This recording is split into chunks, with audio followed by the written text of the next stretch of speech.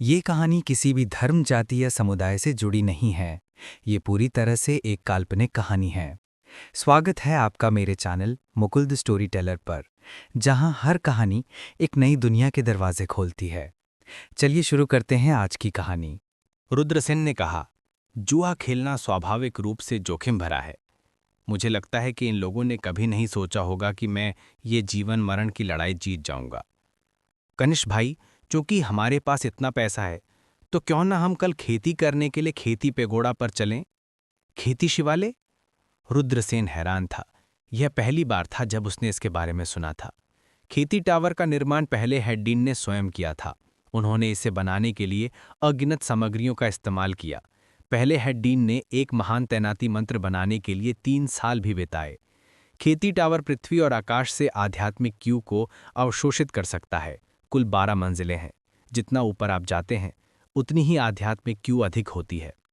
पहली मंजिल पर आध्यात्मिक क्यू बाहरी दुनिया की तुलना में 10 गुना है। ऐसा कहा जाता है कि 12वीं मंजिल पर आध्यात्मिक क्यू बाहरी दुनिया की तुलना में 60 गुना है। क्या? बाहरी दुनिया से 60 गुना? क्या साधना शिवालय में साधना करना देवताओं की सहायता पाने जैसा नहीं है? रुद्रसेन हैरान रह गया। हालांकि यह सच है, लेकिन कल्टीवेशन पैगोडा में प्रवेश करना आसान नहीं है, क्योंकि कल्टीवेशन पैगोडा में शुल्क लगता है और यह दिन के हिसाब से तय होता है। पहली मंजिल पर जाने के लिए प्रतिदिन 1 लाख टैल चांदी खर्च होती है और 12वीं मंजिल पर जाने के लिए प्रतिदिन 1 लाख टैल चांदी खर्च होती है, शौर्य वर्मा ने कहा। रुद्रसेन अवाक रह गया। फीस बहुत महंगी थी। साधारण छात्र इतनी महंगी फीस वहन नहीं कर सकते। यदि ये पिछला रुद्रसेन होता तो वह खेती पैगोडा की एक मंजिल भी नहीं खरीद पाता। हालांकि उजाड़ जंगल से लौटने के बाद रुद्रसेन ने फरुख दहिया और येन यांग गुफा से 1 मिलियन टैल चांदी प्राप्त की थी। जीवन और मृत्यु की लड़ाई पर उसने जो 10 मिलियन टैल चांदी दाव पर लगाई थी, वो अब 15 मिलियन टैल चांदी हो गई थी। रुद्रसेन के लिए साधना पैगोडा में प्रवेश करना और कुछ समय तक साधना करना पर्याप्त था। पैसा होना अच्छा था। रुद्रसेन आह भरने से खुद को रोक नहीं सका। चलो, कल चलते हैं, रुद्रसेन ने कहा। ठीक है, शौर्य वर्मा ने सिर हिलाया। अगले दिन रुद्रसेन और शौर्य वर्मा साधना पगोड़ा गए। कल्टीवेशन पैगोडा भीतरी प्रांगण की गहराई में स्थित था। यह एक सादा विशाल पैगोडा था और कई छात्र अंदर बाहर आते जाते थे। रुद्रसेन और शौर्य वर्मा बाहर रजिस्ट्रेशन एरिया में गए। उन्हें अपने पॉइंट्स को टोकन से बदलना था। टोकन में उनके द्वारा बचाई गई धनराशि दर्ज होगी। रुद्रसेन ने अपने 15 मिलियन टैल चांदी को अंकों के लिए बदल लिया और फिर शौर्य वर्मा के साथ कल्टीवेशन पैगोडा में प्रवेश किया। कल्टीवेशन पैगोडा में प्रवेश करने के बाद रुद्रसेन ने अपने शरीर के चारों ओर एक प्रचुर ऊर्जा का संचार महसूस किया। ये ऊर्जा लगभग धुंध में बदल गई। कितनी समृद्ध आध्यात्मिक क्यू है! रुद्रसेन आश्चर्यचकित था। यह खेती पैगोडा वास्तव में खेती की पवित्र भूमि कहलाने के योग्य है। भाई रुद्रा, क्या आप उन पत्थर के कमरों को देख रहे हैं? यहीं हम साधना का अभ्यास करते हैं। हम उन पत्थर के कमरों को खोलने के लिए अपने पॉइंट्स ताबीज़ों का उपयोग कर सकते हैं, और जब हम चले जाएंगे तो हम कमरों को फिर से खोल सकते हैं और परिनियोजन मंत्र स्वतः ही अंकों को घटा देगा, शौर्य वर्मा ने समझाया।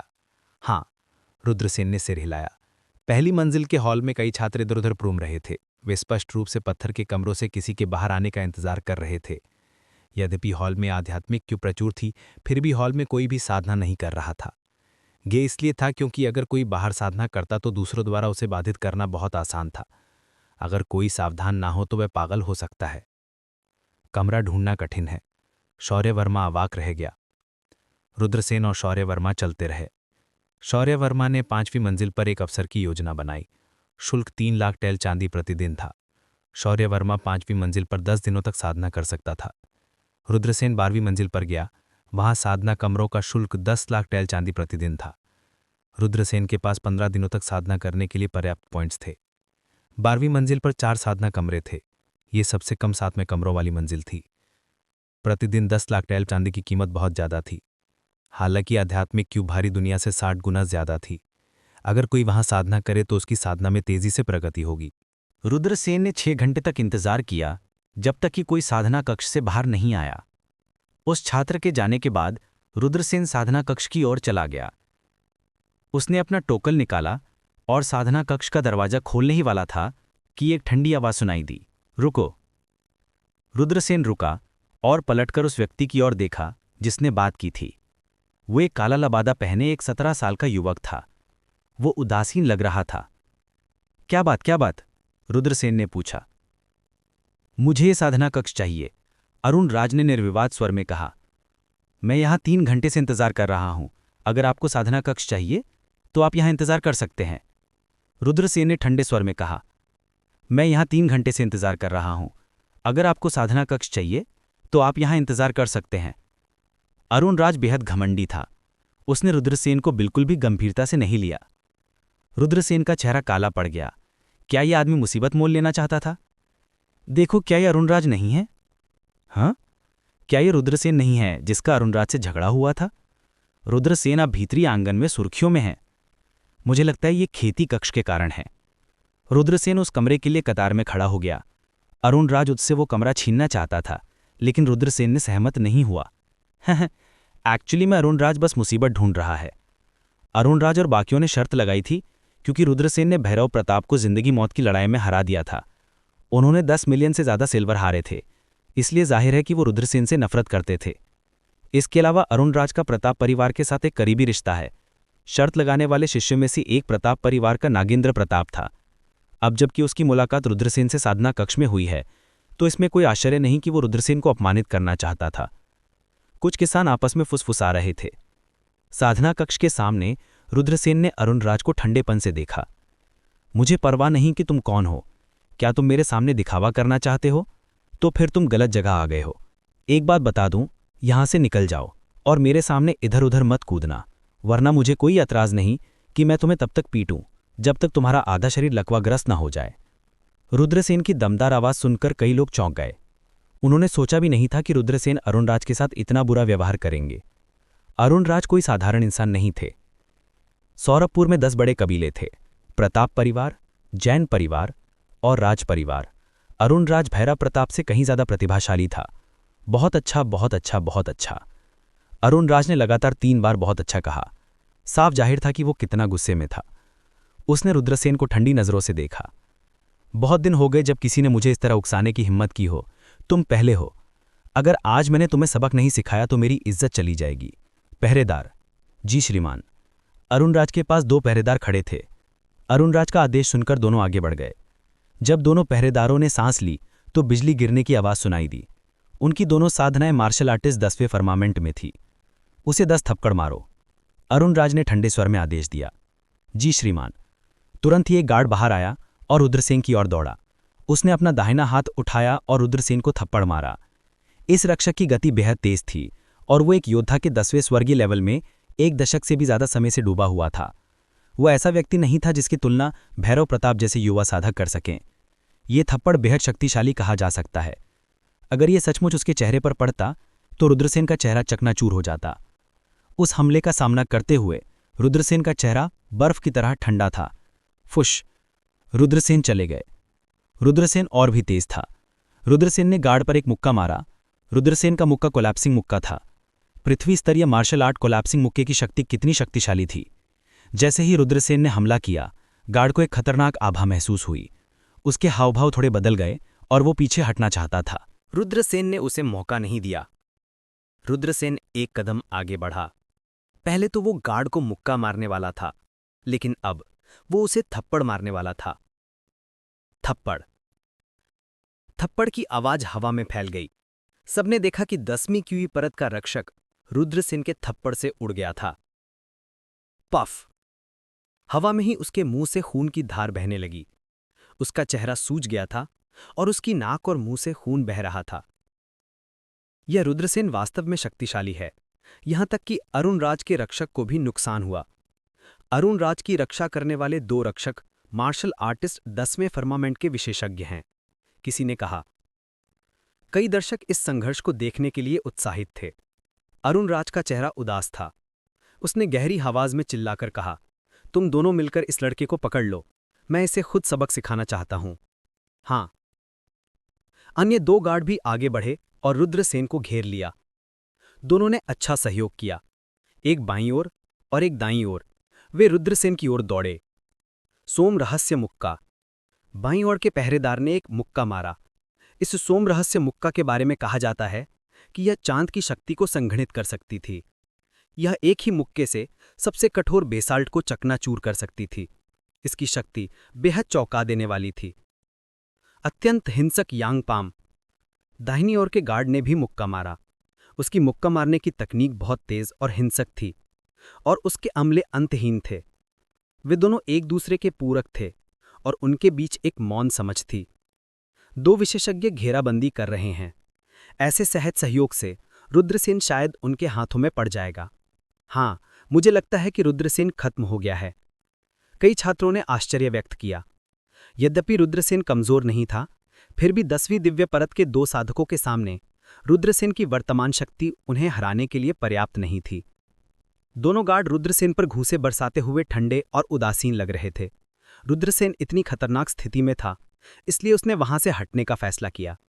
उन्होंने फटती हुई मुट्ठी का प्रयोग किया और लगातार दो मुक्के दोनों गार्डों की ओर मारे। Bang bang. रुद्रसेन और अरुण देव के दोनों रक्षकों में जोरदार टक्कर हुई।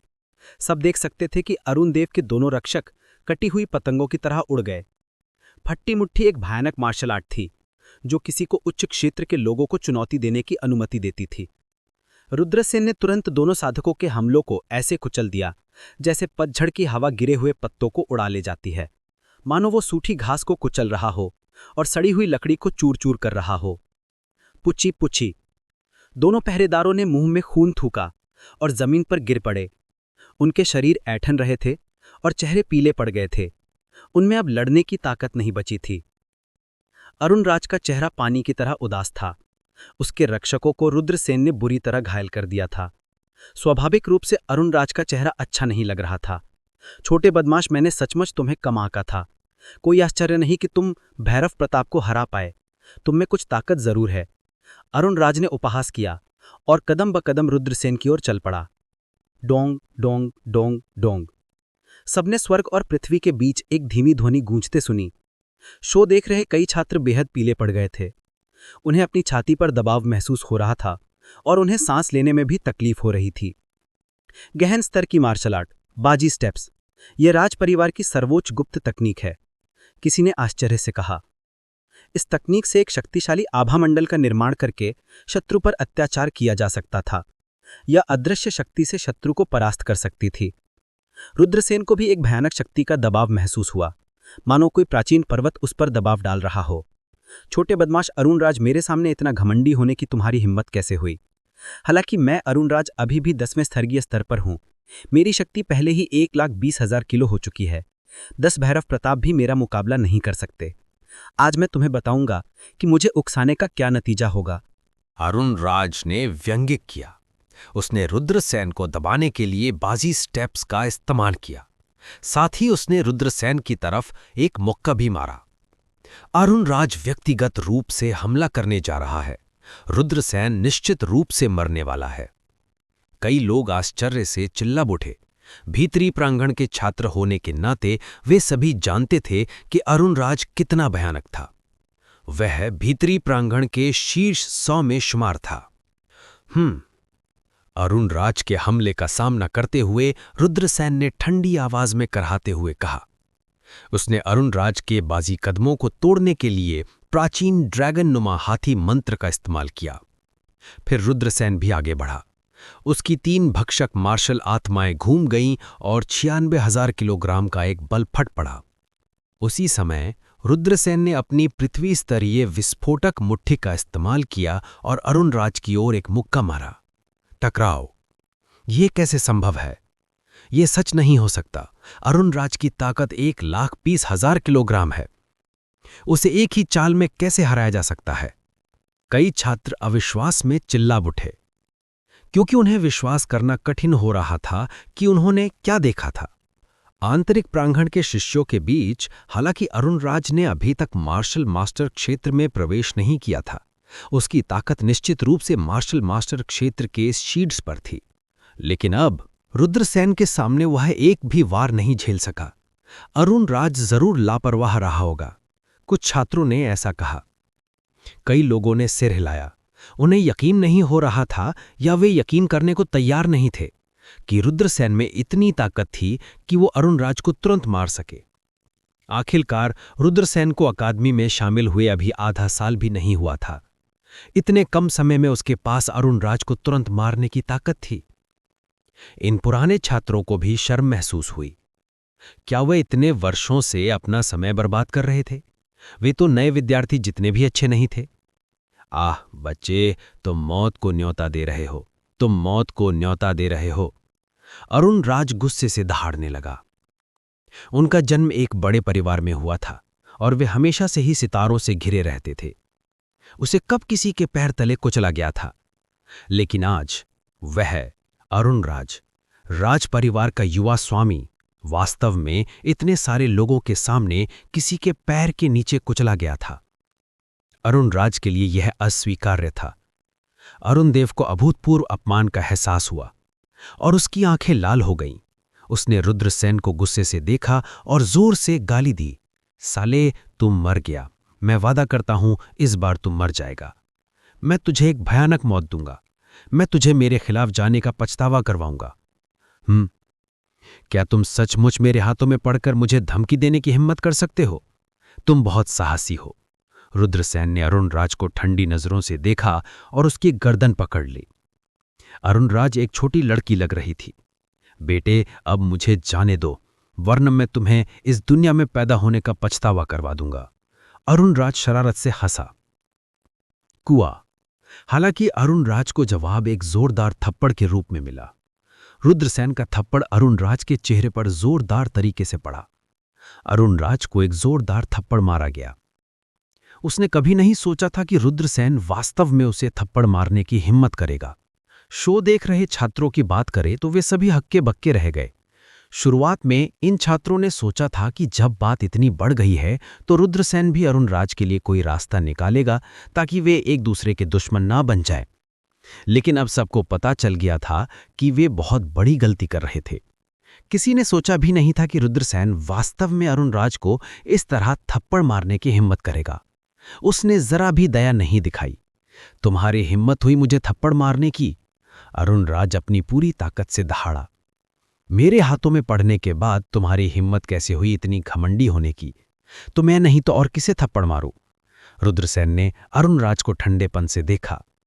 क्या तुम मुझे नहीं जानते? तो क्या हुआ अगर वह राज परिवार का युवा स्वामी था? अगर तुम मुझे नाराज करोगे तो मैं भी तुम्हें कोड़े मारूंगा। ठीक है, ठीक है, ठीक है बच्चे, बस तुम रुको। मैं तुम्हें आज लिए गए बेवकूफ़ी भरे फैसले पर पछतावा करवाऊंगा। अरुण राज का चेहरा भयानक भाव से भरा हुआ था। क्या यह ऐसा है? रुद्रसेन ने व्यंग्य किया। अरुण राज, स्कूल के नियमों के मुताबिक मैं तुम्हें मार नहीं सकता, लेकिन मैं तुम्हें इतनी आसानी से छोड़ भी नहीं सकता, वरना कोई भी बिल्ली या कुत्ता मेरे सामने कूदने की हिम्मत कर सकता था।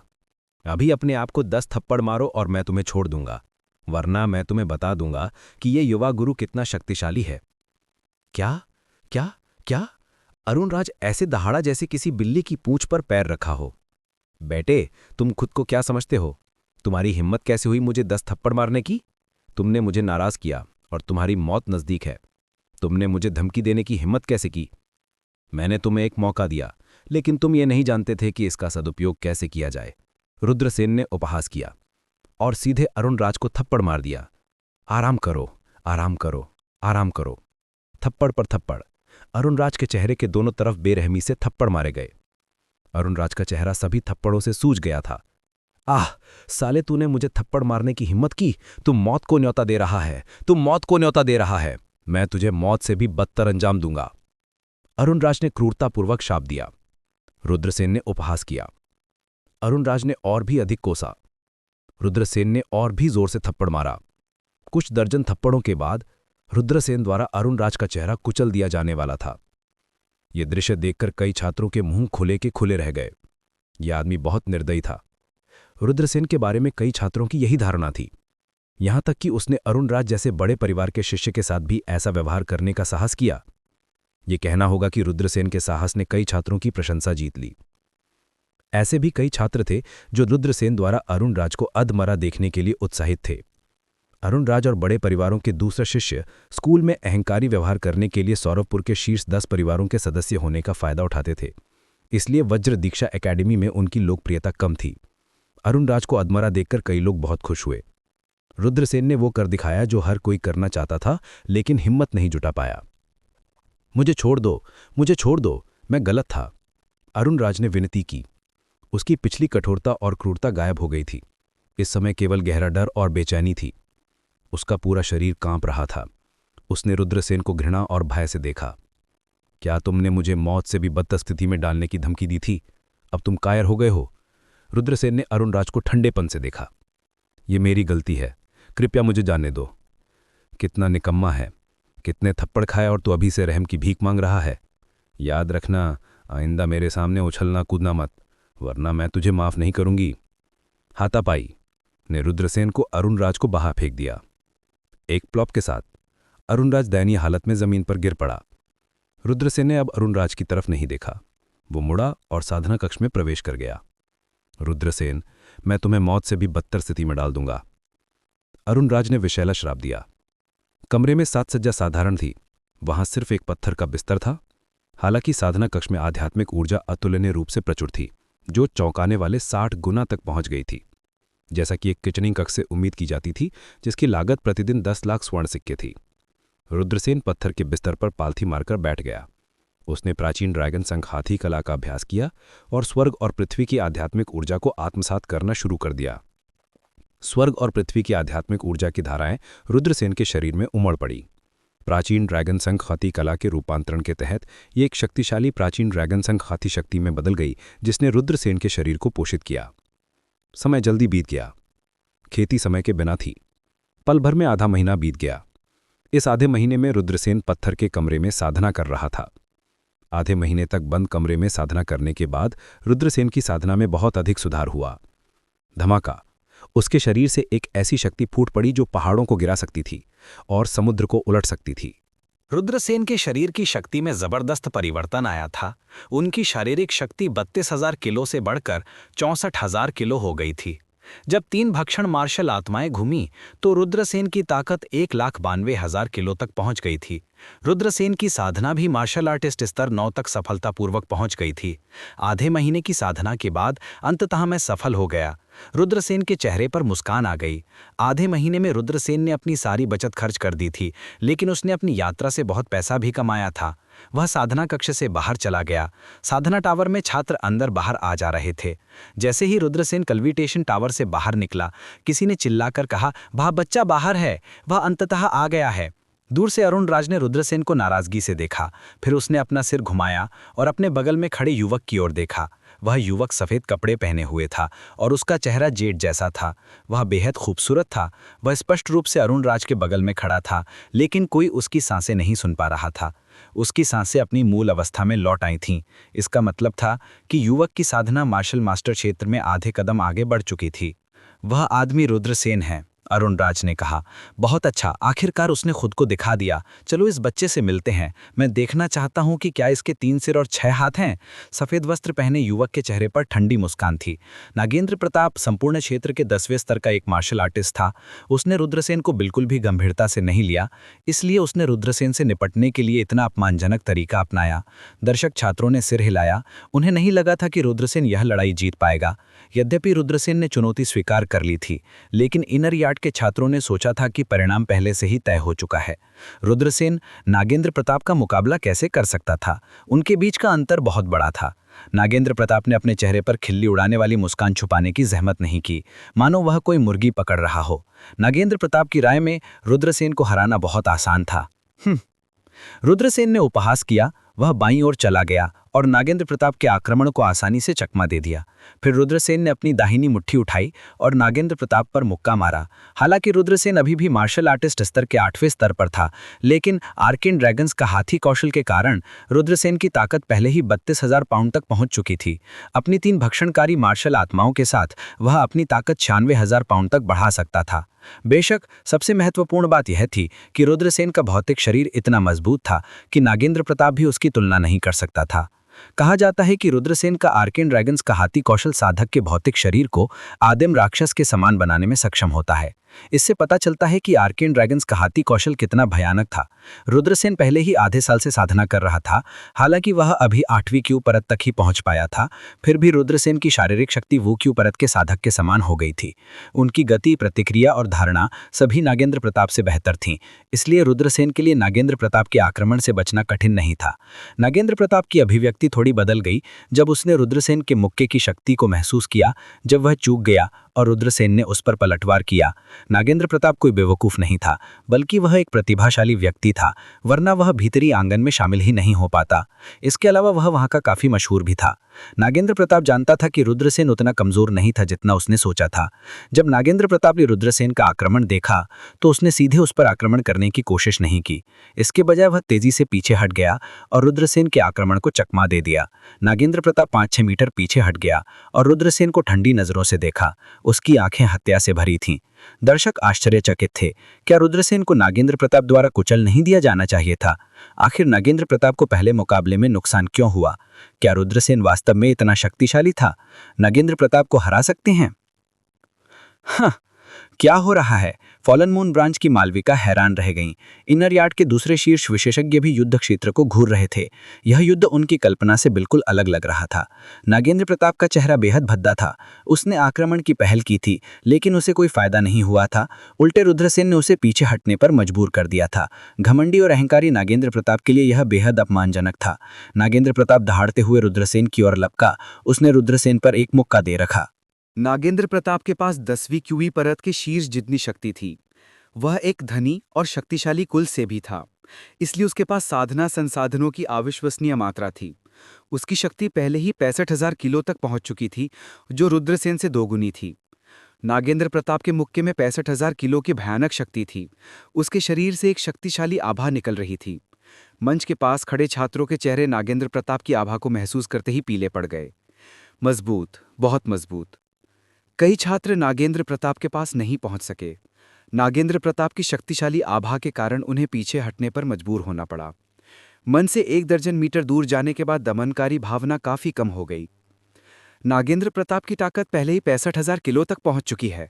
यह वास्तव में आसान नहीं है। अगर वह मार्शल मास्टर दायरे में पहुंच जाता है तो उसकी ताकत 10 गुना बढ़ जाएगी। क्या वह 65 लाख किलो तक नहीं पहुंच जाएगा? वह अन्य प्रथम फर्मेंट मार्शल मास्टर्स की तुलना में कहीं अधिक शक्तिशाली होगा। निर्मल ने आश्चर्य से कहा। इस आदमी ने अपनी ताकत 65,000 किलो तक बढ़ाने के लिए बहुत सारी गोलियां खाई होंगी। यह किसी भी मार्शल योद्धा क्षेत्र के साधक को कुचलने के लिए पर्याप्त है। बेशक रुद्रसेन को कुचलना उसके लिए कोई समस्या नहीं होगी, राजदीप ने कहा। इनर यार्ड के शीर्ष विशेषज्ञों ने सिर हिलाया। वे राजदीप की बात से सहमत थे। बगल में जैस्मिन और लॉन्ग रिवर ब्रांच की सबसे बड़ी वरिष्ठ बहन रणधीर थोड़े चिंतित दिख रहे थे। जब भीड़ ने देखा कि नागेंद्र प्रताप कितना शक्तिशाली है तो उन्हें यकीन हो गया कि रुद्रसेन मरने वाला है। नागेंद्र प्रताप इतना शक्तिशाली था कि वह रुद्रसेन को आसानी से कुचल सकता था। नागेंद्र प्रताप के अभी पीछे हटने को नागेंद्र प्रताप की लापरवाही के रूप में देखा गया, जिसे रुद्रसेन ने इसका फायदा उठाने की अनुमति दी। अब नागेंद्र प्रताप जब गंभीर हो गया तो रुद्रसेन के पास कोई मौका नहीं होगा। इस समय रुद्रसेन हिल गया। रुद्रसेन ने पुरातन ड्रैगनिस गजाकली कला को सक्रिय कर दिया। उसके शरीर की सारी शक्ति पुरातन ड्रैगनिस गजाकली कला द्वारा सक्रिय कर दी गई थी। ढहती मिट्टी, पहला कदम, पहाड़ और नदी का पतन। रुद्रसेन बाहर कूद गया और नागेंद्र प्रताप की ओर उड़ गया। बिना किसी डर के एक मुक्का मारा। कोलैप्सिंग फिस्ट में कुल 7 चालें थीं। पहाड़ और नदी का पतन पहली चाल थी। हालांकि यह सिर्फ पहली चाल थी। हालांकि इसकी शक्ति बेहद भयानक थी।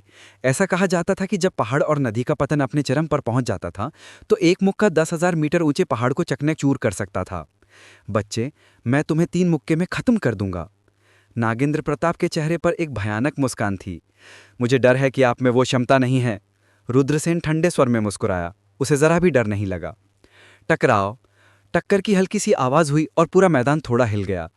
रुद्रसेन और नागेंद्र प्रताप टकरा गए। जब वे दोनों आपस में टकराए तो रुद्रसेन को लगा कि एक भयानक शक्ति उसकी बाह के रास्ते उसके शरीर में प्रवेश कर रही थी। वह शक्ति उसकी जीवन शक्ति को नष्ट करना चाहती थी। यह नागेंद्र प्रताप की शक्तिशाली शक्ति थी जो उसके शरीर में प्रवेश कर रही थी। पुरातन ड्रैगनस गजाकली कला, दबाओ, रुद्रसेन ने कहा। पुरातन ड्रैगनस गजाकली रुद्रसेन के दांतियान में संघनित होकर आकाश की ओर मुख करके दहाड़ने लगा और रुद्रसेन के शरीर में प्रवेश कर रही सारी विनाशकारी शक्ति पुरातन ड्रैगनस गजाकली द्वारा तुरंत निष्प्रभावी कर दी गई। दूसरी ओर नागेंद्र प्रताप रुद्रसेन के मुक्के की भयानक शक्ति को निष्प्रभावी नहीं कर सका। सभी ने देखा कि नागेंद्र प्रताप टूटी हुई डोर की तरह पतंग की ओर उड़ गया। एक धमाका हुआ। नागेंद्र प्रताप जमीन पर गिर पड़ा। उसके बाल बिखरे हुए थे। वह बेहद दुखी लग रहा था। यह कैसे संभव है? यह सच नहीं हो सकता। मेरी आंखें मुझे धोखा दे रही होंगी। कई छात्रों को अपनी आंखों पर विश्वास नहीं था। नागेंद्र प्रताप, जो 10वीं दिव्य प्रहत के शीर्ष पर था, को रुद्रसेन ने एक ही मुक्के मारकर उड़ा दिया। यह ऐसा दृश्य था जो सिर्फ सपनों में ही दिखाई देता है। यकीन करना मुश्किल था कि यह सच है। और मजबूत, बहुत मजबूत। भीड़ में से शौर्य वर्मा ने यह देखकर अपनी मुट्ठियां भींच लीं। क्या?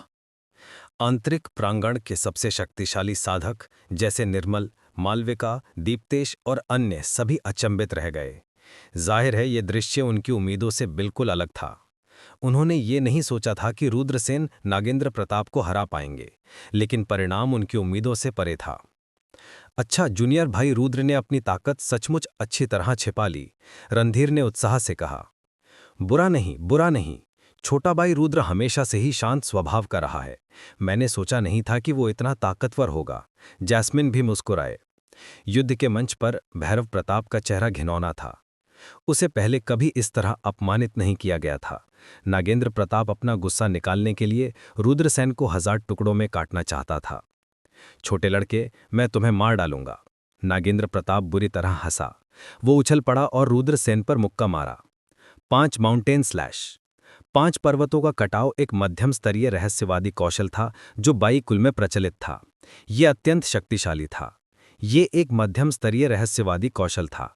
ये एक शक्तिशाली कौशल था जो किसी साधक को उच्च साधना स्तर वाले व्यक्ति को चुनौती देने में सक्षम बनाता था। सर्वलोक महाद्वीप में भी पृथ्वी स्तरीय कौशल अत्यंत दुर्लभ थे। रुद्रसेन ने प्राचीन ड्रैगन नुमा हाथी मंत्र का प्रयोग किया।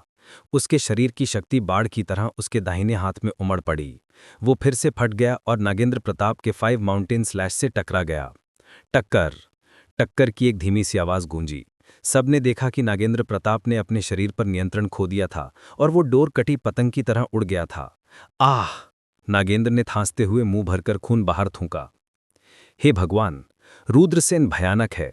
उसने एक ही मुक्का मारकर नागेंद्र प्रताप को खून की खांसी करवा दी। चौक में अनगिनत उद्गार गूंज उठे। क्या रुद्रसेन बहुत ताकतवर नहीं है? उसने नागेंद्र प्रताप को एक ही चाल में हरा दिया। एक के बाद एक विस्मयादी बोधक ध्वनियां गूंजने लगीं।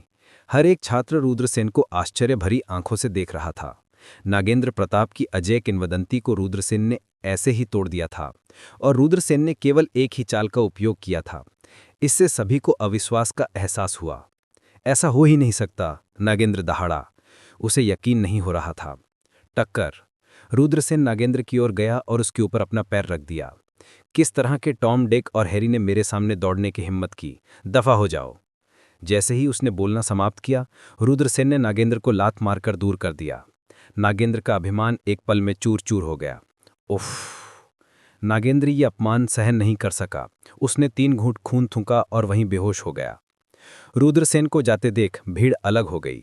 वज्र दीक्षा एकेडमी भी एक ऐसी जगह थी जहां शक्तिशाली लोगों का सम्मान किया जाता था। दुनिया के हर कोने में शक्तिशाली के प्रति आदर सामान्य बात थी। दिन प्रतिदिन समय बीतता गया। रुद्रसेन हर दिन लगन से खेती करता रहा। जब वो साधना नहीं कर रहा था तो वो चांगे शाखा के बुजुर्गों से प्रवचन सुनने के लिए व्याख्यान कक्ष में जाता था। पलक झपकने में रुद्रसेन लगभग आधे महीने से आंतरिक आंगन में था। रुद्रसेन फिर से सूत्र भंडार में गया। इस बार रुद्रसेन प्राचीन शास्त्र मंडप में उन्हें झुलसा देने वाली सूर्य तलवार तकनीक वापस करने आया था। सूत्र भंडार की मार्शल आर्ट्स शिष्य केवल आधे महीने तक ही रख सकते थे। उसके बाद उन्हें मैनुअल वापस करना पड़ता था। तुम फिर से यहाँ हो। मैं तुम्हें जानता हूँ, मैं तुम्हें जानता हूँ। जैसे ही उन्होंने सूत्र भंडार में प्रवेश किया, एल्डर तरुण झा द्वारा उठाए गए अजीब पक्षी से एक तेज चीख रही। बुजुर्ग कहाँ हैं? रुद्रसेन ने पूछा। कोई फैट्सो को ढूंढ रहा है, कोई फैट्सो को ढूंढ रहा है, अजीब पक्षी चिल्लाया। लानत है पक्षी, मैं तुम्हें आज रात मार डालूंगा और तुम्हारा स्टू बना दूंगा। सूत्र भंडार मंडप से एल्डर तरुण झा की आक्रोश भरी आवाज आई। मत करो, तुम मुझे डरा रहे हो, डरा रहे हो। वो विचित्र पक्षी अपने पंखों से अपनी आंखों को ढकता हुए जमीन पर लेटकर चीखने लगा। रुद्रसेन ने आश्चर्य से अपनी जीभ चटकाई। ये अजीब पक्षी सचमुच में एक आत्मा बन गया था। तो ये तुम हो बच्चे? एल्डर तरुण झा बाहर आए और रुद्रसेन को देखकर बहुत खुश हुए। वरिष्ठ, मैं मैनुअल वापस करने आया हूं। रुद्रसेन ने वो स्क्रोल निकाला जिसमें उग्र सूर्य तलवारबाजी दर्ज थी और उसे एल्डर तरुण झा को सौंप दिया। एल्डर तरुण झा ने स्क्रोल लिया और रुद्रसेन की ओर आंखें सिकोड़ते हुए देखा। तुमने आधे साल तक वो अधूरी तलवारबाजी का हुनर सीखा और अब उसे वापस कर रहे हो। तुम्हारा अभ्यास कैसा चल रहा है? शिष्य ने कुछ समझ लिया है। रुद्रसेन ने कहा, बाहर आओ, मैं तुम्हारी तलवार चलाने की तकनीक का परीक्षण करूंगा और देखूंगा कहीं तुम भटक तो नहीं गए हो। एल्डर तरुण झा ने कहा। आपके मार्गदर्शन के लिए धन्यवाद एल्डर। रुद्रसेन और एल्डर तरुण झा सूत्रा डिपॉजिटरी मंडप के सामने वाले प्रांगण में पहुंचे। वो विचित्र पक्षी भी दौड़कर बाहर आया और चिल्लाया, लड़ाई बढ़िया, चलो तमाशा देखते हैं। चुप रहो शापित पक्षी। एल्डर तरुण झा ने अजीब पक्षी को घूर कर देखा। मैं चुप रहूंगा, मैं चुप रहूंगा, अजीब चिड़िया चीख पड़ी। उसका चुप रहने का कोई इरादा नहीं था। बुजुर्ग तरुण झा ने लापरवाही से अपने जूते का तला अजीब चिड़िया के सिर पर दे मारा। ये तो बदबूदार है। वो विचित्र पक्षी ऐसा लग रहा था जैसे वो दुर्गंध से बेहोश होने वाला है। बुजुर्ग तरुण झा को उस अजीब पक्षी से कोई फर्क नहीं पड़ा। उन्होंने रुद्रसेन की तरफ देखा और कहा, बच्चे, अपनी पूरी ताकत से मुझ पर हमला करो। सावधान रहें सीनियर। रुद्रसेन ने उसे याद दिलाया और फिर उसकी तलवार पकड़ ली। सूश! रुद्रसेन ने अपना सबसे मजबूत हमला किया। सूरज आसमान में उगाया। दिव्य तलवार म्यान से बाहर आ गई। रुद्रसेन सूर्य के दिव्य प्रकाश से आच्छादित था। वो अपनी तलवार के साथ एकाकार हो गया और उसकी गति अत्यंत तेज थी। तलवार एल्डर तरुण झा की ओर बढ़ी। क्या? एल्डर तरुण झा हैरान रह गए। वो अनुभवी और ज्ञानी थे, इसलिए वो एक नज़र में ही बता सकते थे कि रुद्रसेन की तलवारबाजी की तकनीक भयानक थी। यही बात उसे सचमुच में प्रभावित कर गई थी। अग्नि सूर्य तलवार तकनीक एक अपूर्ण तलवारबाजी की तकनीक थी। हालांकि इसकी साधना की जा सकती थी, लेकिन अपूर्ण होने के कारण कई लोगों ने स्वयं को अग्नि सूर्य तलवारबाजी की साधना के लिए विवश किया। अंततः वे अपने शरीर में तलवार क्यू को दबा नहीं पाए और तलवार क्यू के द्वारा मारे गए। लेकिन अब रुद्रसेन ने न केवल पूर्ण अग्नि सूर्य तलवारबाजी तकनीक का प्रदर्शन किया था, बल्कि एल्डर तरुण झा को इसमें निहित एक तेज तलवार की मंशा का भी एहसास कराया था। कितना शक्तिशाली हमला है! एल्डर तरुण झा हैरान रह गए। रुद्रसेन की तलवार उनकी ओर बढ़ी। उसी समय एल्डर तरुण झा हिले। उन्होंने अपना दाहिना हाथ आगे बढ़ाया और उसे हल्के से हिलाया। झन! एल्डर तरुण झा ने रुद्रसेन की लंबी तलवार को झटका दिया, जिससे रुद्रसेन पीछे हट गया। रुद्रसेन चौंक गया। एल्डर तरुण झा बहुत शक्तिशाली थे। उनके एक उंगली के झटके से वो उड़ गए और यह भी साफ था कि एल्डर तरुण झा का हमला बस एक मामूली हमला था। दया दिखाने के लिए धन्यवाद सीनियर। रुद्रसेन ने अपनी तलवार वापस खींच ली। एल्डर तरुण झा ने कहा, आपकी तलवारबाजी की तकनीक खराब नहीं है। ये तलवारबाजी की तकनीक एक बार फिर से आपके हाथों में खिल सकती है, जो जश्न मनाने की बात है। भविष्य में तुम्हें कड़ी मेहनत करनी होगी और ढिलाई नहीं बरतनी होगी। ये कनिष्ठ व्यक्ति अपने बड़े भाई की शिक्षाओं को याद रखेगा और निश्चित रूप से अपनी साधना में ढिलाई नहीं बरतेगा, रुद्रसेन ने गंभीरता से कहा। स्वर्ग ने रुद्रसेन को फिर से शुरुआत करने का मौका दिया। रुद्रसेन जानता था कि ये मौका कितना कीमती है, इसलिए उसने जरा भी ढिलाई बरतने की हिम्मत नहीं की। साधना धारा के विपरीत चलने जैसा था। अगर आप आगे नहीं बढ़ते तो पीछे छूट जाते। ठीक है, आप जा सकते हैं। एल्डर तरुण झा ने सिर हिलाया। ये जूनियर अपनी छुट्टी ले लेगा। अगले आधे महीने तक रुद्रसेन ने अग्नि सूर्य तलवार तकनीक का लगन से अभ्यास किया। वह इस तलवार तकनीक के शिखर तक पहुंचना चाहता था। उस दोपहर अचानक वज्र दीक्षा अकेडमी में घंटे की आवाज़ गूंज उठी। डोंग! घंटी लगातार बजती रही, जिसकी गूंज वज्र दीक्षा अकेडमी के ऊपर आकाश में गूंजती रही। घंटी 9 बार बज चुकी है। कुछ बड़ा होने वाला है। पूरा वज्र दीक्षा अकेडमी सदमे में था। क्या चल रहा है? रुद्रसेन भी बहुत उलझन में था। मैं जाकर चारों ओर पूछताछ करूंगा। शौर्य वर्मा पूछताछ करने बाहर गया। 1 घंटे बाद शौर्य वर्मा चौंकाने वाली खबर लेकर वापस आया। वज्र राज्य की सीमाओं के भीतर राक्षस अराजकता फैला रहे थे। वे मारकाट और लूटपाट कर रहे थे। ये बेहद क्रूर था। जैनवू देश के शाही परिवार ने सभी शहरों, भाड़े के समूहों और जैनवू देश के 10 महान अकेडमियों को सेना में शामिल होने और राक्षसों को दबाने के लिए बुलाया था। वज्र राज्य की स्थापना के बाद से हमारे देश में कभी कोई राक्षस नहीं रहा। अब जब वे अराजकता फैला रहे हैं तो मुझे डर है कि कुछ बड़ा होने वाला है। शौर्य चिंतित था। राक्षस दैत्य कुल और दानव कुल में विभाजित थे। राक्षस कुल चालाक था, जबकि राक्षस कुल क्रूर था। अतीत में पूरे सर्वलोक महाद्वीप में एक भयंकर युद्ध छिड़ा था। इसे मध्य युग की अराजकता कहा जाता था। ये राक्षसों और दानवों का गठबंधन था, जिसने सर्वलोक महाद्वीप पर कहर बरपाया और भारी पीड़ा पैदा की। हालांकि मध्य युग की अराजकता के शांत होने के बाद राक्षसों की ताकतें कमज़ोर हो गई थीं। वे विरले ही तबाही मचाने के लिए सामने आते थे और अगर वे प्रकट भी हुए तो उनसे तुरंत निपटा जाता था। वज्र राज्य 3000 साल से बसा हुआ था और वहाँ कभी कोई राक्षस नहीं था। अब जब राक्षस वज्र राज्य में अराजकता फैला रहे हैं तो कहा जाता है कि कई जगहों पर स्थिति आशावादी नहीं है। दुष्ट राक्षसों ने अचानक हमला किया। बहुत कम समय में उन्होंने जैनवू के कई शहरों पर कब्जा कर लिया। कुछ शहर तो पहले ही मौत का क्षेत्र बन चुके हैं। जो लोग भागने में कामयाब रहे, उनके अलावा बाकी सभी को दुष्ट राक्षसों ने बेरहमी से मार डाला है, शौर्य ने कहा।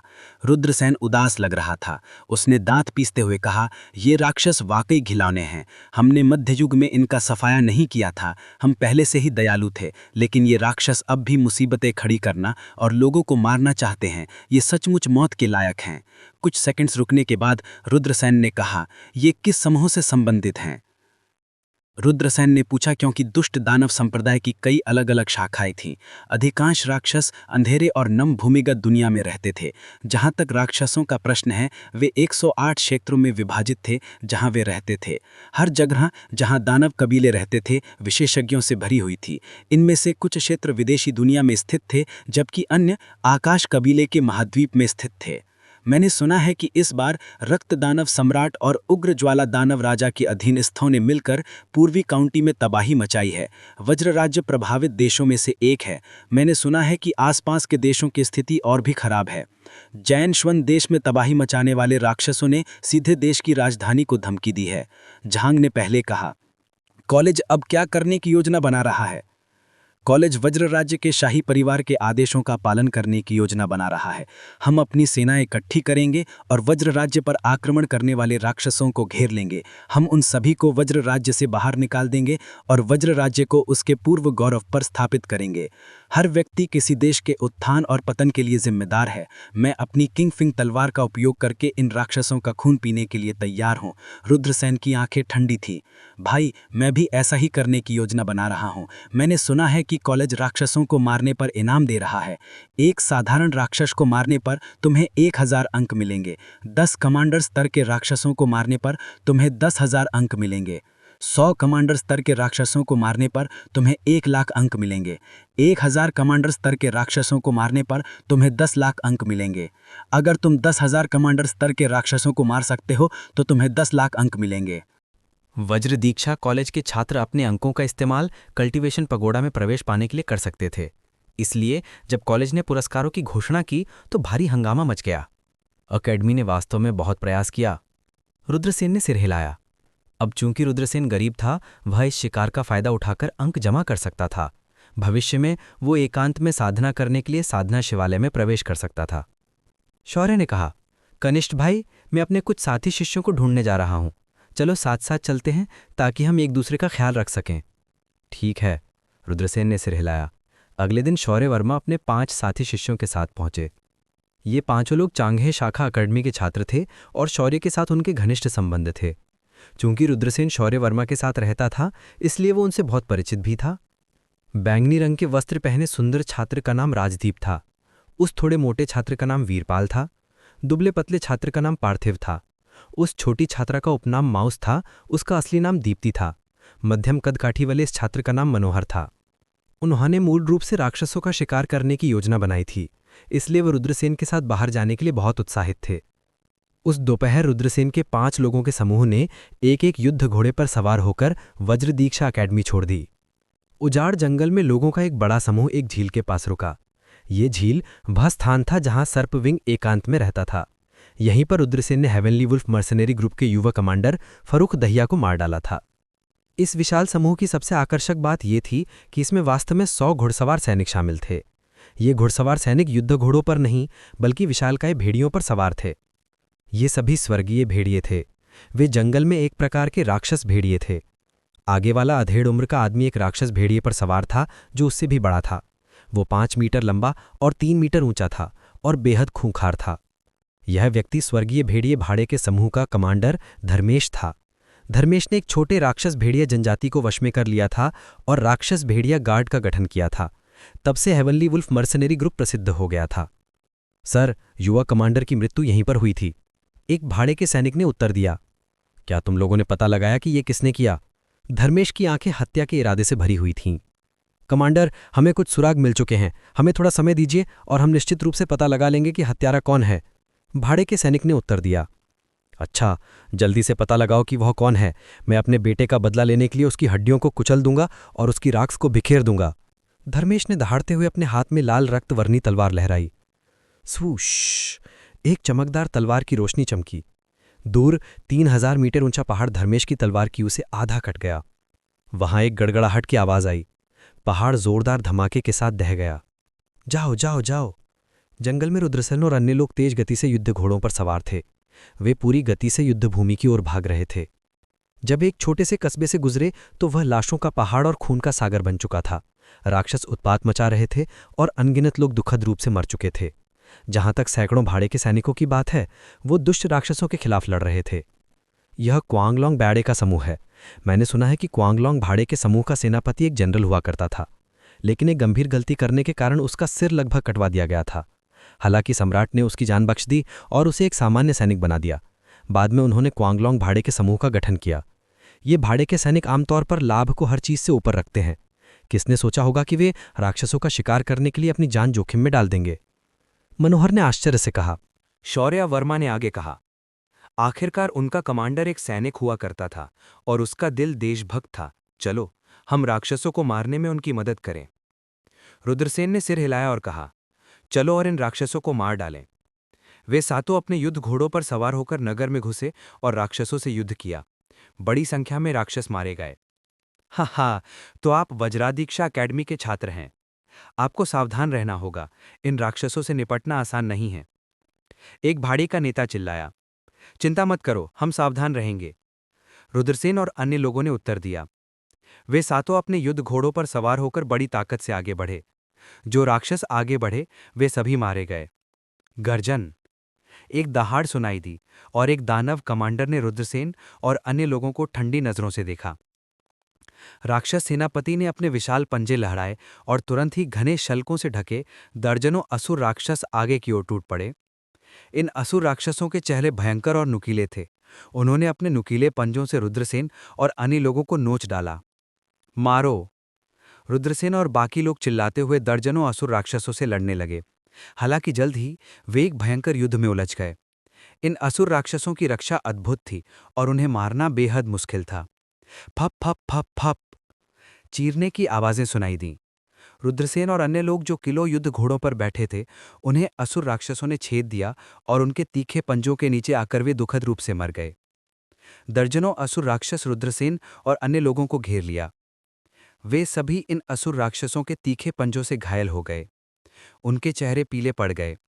अब उन्हें इन दुष्ट राक्षसों की ताकत का एहसास हो गया था। हालांकि ये राक्षस युद्धकला नहीं जानते थे, फिर भी उनके शरीर बलवान और तेज थे। इसके अलावा उनकी संख्या भी बहुत ज्यादा थी। एक बार वे घिर जाते तो साधक खतरे में पड़ जाते।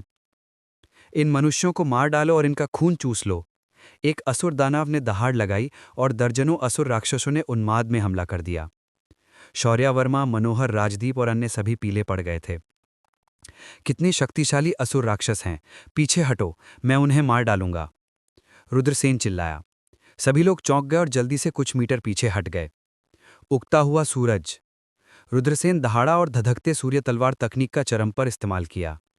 अचानक से एक धधकता हुआ सूरज धीरे धीरे आसमान में उगाया। यद्यपि धधकती सूर्य तलवार तकनीक में बहुत अधिक ऊर्जा की खपत होती थी, लेकिन इसकी शक्ति भयानक थी। तेज धूप आकाश में उगाई और एक चकाचौंध देने वाली रोशनी बाहर निकली। मेरी आंखें! असुर राक्षस चीखने से खुद को रोक नहीं पाए। चकाचौंध देने वाली रोशनी के कारण वे अपनी आंखें नहीं खोल पा रहे थे। फुप फुप फुप चीरने की आवाजें सुनाई दे रही थीं। रोशनी लुप्त हो गई और असुर राक्षस खून के कुंड में गिर पड़े। दर्जनों असुर राक्षस मर गए। ये छोटा भाई सचमुच बहुत शक्तिशाली है, दूर से आश्चर्य की चीखें सुनाई दी। जाहिर था कि पागल ड्रैगन भाड़े के सैनिकों ने भी रुद्रसेन द्वारा असुर दानव को मारने का दृश्य देखा था। वे सभी हैरान, चकित और प्रभावित थे। रुद्रसेन दहाड़ा और उसने आगे कहा, मैं वास्तव में हिम्मत नहीं कर सकता। मैंने उस हमले में पहले ही अपनी सारी ताकत लगा दी है। यद्यपि वह विनम्र था, रुद्रसेन पहले ही अपनी तलवार हाथ में लेकर अन्य राक्षसों की ओर बढ़ चुका था। मनोहर और बाकी लोग होश में आए और तेजी से आगे बढ़े। एक भयंकर युद्ध के बाद दुष्ट राक्षस पराजित हो गए और भागने पर मजबूर हो गए। हाँ, कितनी बेफिक्री है। मैं आदर्श वीर हूं, मैं आपको कैसे संबोधित करूं? भाड़े के नेता ने अपनी मुट्ठियां भींच लीं और सीधे सीधे पूछा। रुद्रसेन, तो ये भाई रुद्र हैं। मैं सचमुच भाई रुद्र जैसे युवा नायक के साथ एक अच्छी ड्रिंक लेना चाहता हूँ, लेकिन राक्षस कहर भर पा रहे हैं। अब समय कम है, मैं बस हमारी अगली मुलाकात का इंतजार कर सकता हूँ। आदर्शवीर ने अफसोस के साथ कहा, अगर हम दोबारा मिले तो हम जी भरकर शराब पिएंगे। रुद्रसेन ने भी अपनी मुट्ठियां भींच लीं। चल दर। आदर्शवीर और बाकी लोग ज्यादा देर तक नहीं रुके और जल्दी ही चले गए।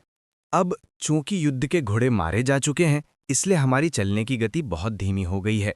रास्ते में रुद्रसेन ने थोड़ा भौहें चढ़ाई और कहा, मनोहर ने कहा यहाँ से 100 मील दूर एक छोटा सा शहर है, हम वहां जाकर कुछ युद्धक घोड़े खरीद सकते हैं।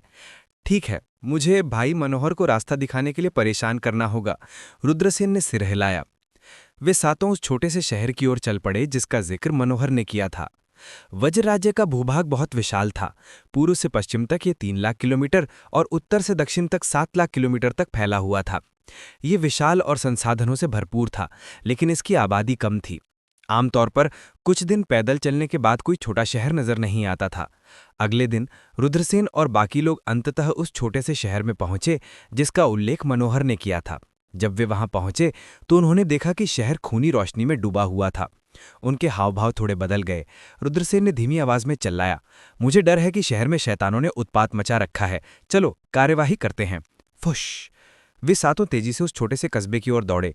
अंदर पहुंचकर उन्होंने देखा कि पूरा कस्बा खूनी जमीन में तब्दील हो चुका था। एक के बाद एक लाशें जमीन पर पड़ी थीं, सब सूख चुकी थीं, यहां तक कि वहां पशुओं के शव भी पड़े थे। इन राक्षसों, मनुष्यों और जानवरों को भी नहीं छोड़ा गया था। आह! शहर के दूर दराज इलाकों से चीखें सुनाई दे रही थीं। रुद्रसेन और बाकी लोग जल्दी से वहां पहुंचे और देखा कि 100 से अधिक राक्षसों ने एक जागीर को घेर रखा था। इस छोटे से कस्बे का वातावरण बुरा नहीं था। आसपास के शहरों के कुछ बड़े परिवार अक्सर ऐसी ही जगहों पर अपनी कोठियां बनवाते थे। अगर उनके कुटुंबी वहां से गुजरते या पहाड़ों में शिकार करने जाते तो वे ऐसी जगहों पर आराम कर सकते थे। इस बार की हवेली काफी आलीशान और भव्य थी। बहुत मुमकिन था कि इसे शहर के किसी बड़े घराने ने बनवाया हो। दर्जनों रक्षक राक्षसों की घेराबंदी से बचाव कर रहे थे, लेकिन वे लगातार मारे जा रहे थे। स्थिति भयावह थी। क्या अभी भी लोग जीवित हैं? भाइयों, जब तुम हमला करो तो सावधान रहना। इन जानवरों को तुम्हें नुकसान न पहुंचाने देना, वरना बहुत परेशानी होगी। रुद्रसेन ने गहरी आवाज में कहा। चिंता मत करो, हम अपना ख्याल खुद रखेंगे। शूया और अन्य लोगों ने पहले तो सिर हिलाया। हुश हुश हुश। वे सातों तेजी से सैकड़ों राक्षसों की ओर दौड़े। रुद्रसेन ने मोर्चा संभाला। शौर्य मनोहर और राजदीप ने एक समूह बनाया। वीरपाल, पार्थिवर, दीप्ति ने एक समूह बनाया। तीनों ने एक त्रिकोण बनाया, एक दूसरे पर हमला और बचाव करते हुए। वे एक दूसरे का ख्याल रखने में सक्षम थे। ये चांगे ब्रांच कॉलेज से एक संयुक्त हमला था। इसे मानवाकार तलवार संरचना कहा जाता है। उन तीनों ने मिलकर एक त्रिभुज बनाया, जिसके कारण इस संरचना का नाम त्रिभुज पड़ा। हमारे पीछे अभी भी मानव साधक हैं। उनका खून बहुत तेज है, उन्हें मार डालो और उनका खून पी लो, एक पृथ्वी दानव ने कर्कश स्वर में कहा। स्विश! उसके बाद 40 से 50 असुर, मिट्टी के दानव, मिनोटॉर आदि ने रुद्रसेन और अन्य लोगों पर हमला कर दिया। मैडम, ये वज्र दीक्षा अकेडमी से हैं, एक तेज नजर वाले गार्ड ने कहा। उसने रुद्रसेन और बाकियों के कपड़े पहचान लिए। कमरे में छिपी एक खूबसूरत महिला ने कहा, सब लोग, वज्र दीक्षा अकेडमी के विशेषज्ञ यहाँ हैं। अगर हम थोड़ी देर और रुकें तो हम जरूर बच निकलेंगे। उसकी आवाज़ मधुर और कोमल थी, कानों को बहुत सुखद लग रही थी। उसका शरीर कामुक और चेहरा लाजवाब था। वो निश्चित रूप से एक दुर्लभ सुंदरी थी। उसके बगल में लगभग 15-16 साल की एक छोटी लड़की खड़ी थी। उसने हल्की पीले रंग की पोशाक पहनी हुई थी और वो लंबी और खूबसूरत थी। माँ, क्या हम बच जाएंगे? युवती के पीले चेहरे पर फिर से रंगत लौट आई। उसे सुखद आश्चर्य हुआ। महिला ने सिर हिलाया और कहा, डरो मत सुहानी, वज्र दीक्षा अकेडमी के छात्र यहाँ हैं, हम बच जाएंगे। गार्डों का मनोबल काफी बढ़ गया। घृणित छोटे मानव, हम तुम्हारा खून और मांस चूसकर सुखा देंगे, एक दर्जन जानवरों ने रुद्रसेन पर खुद को फेंकते हुए कहा। चिलचिलाती धूप तलवार तकनीक, दिव्य तलवार खोली गई। रुद्रसेन की अभिव्यक्ति ठंडी थी जब उसने अपनी तलवार निकाली थी। तब तक वह सूरज आसमान में चढ़ाया। आह, मेरी आंखें! जब उन पर चकाचौंध देने वाली रोशनी पड़ी तो दुष्ट राक्षस डर से दहाड़ने लगे। वे अपनी आंखें भी नहीं खोल पा रहे थे। झुलसा देने वाली सूर्य तलवार तकनीक झुलसा देने वाले सूर्य का मूर्त रूप है। ये दुष्ट प्राणियों को नियंत्रित करने का सबसे अच्छा तरीका है। ये राक्षस दुष्ट प्राणियों की श्रेणी में आते हैं। इन्हें रुद्रसेन की झुलसा देने वाली सूर्य तलवार तकनीक से नियंत्रित किया गया था। फट! रुद्रसेन की तलवार बिजली की तरह तेज थी। एक ठंडी रोशनी चमकी और तलवार आसमान में उड़ गई। चीरने की आवाजें सुनाई दे रही थीं। एक एक करके रुद्रसेन की तलवार से राक्षस मारे गए। दूसरी ओर शौर्य मनोहर और राजदीप ने भी हत्या का अभियान चलाया और 10 से अधिक दुष्ट राक्षसों को मार डाला। वीरपाल, पार्थिव और दीप्ति ने भी अपना पराक्रम दिखाया। उन्होंने उन 10 से ज्यादा राक्षसों को मार गिराया जो उन पर हमला कर रहे थे। हालांकि वे 6 रुद्रसेन जितने ताकतवर नहीं थे, फिर भी वे वज्र दीक्षा अकेडमी के आंतरिक प्रांगण के छात्र थे। वे सभी प्रतिभाशाली थे, वे कमजोर नहीं थे। पलक झपकते ही रुद्रसेन और बाकी लोगों ने 50 से अधिक राक्षसों को मार डाला। वे सीधे हवेली में घुस गए और पहरेदारों के साथ मिलकर शेष 50 या इतने ही दुष्ट राक्षसों को घेर लिया। आह भागो! राक्षसों ने देखा कि स्थिति खराब थी और वे भागना चाहते थे। तुम्हें क्या लगता है तुम कहाँ जा रहे हो? रुद्रसेन ने एक ठंडी मुस्कान के साथ कहा। फिर वह आगे बढ़ा और अपनी तलवार से एक क्रूर जानवर को मार गिराया।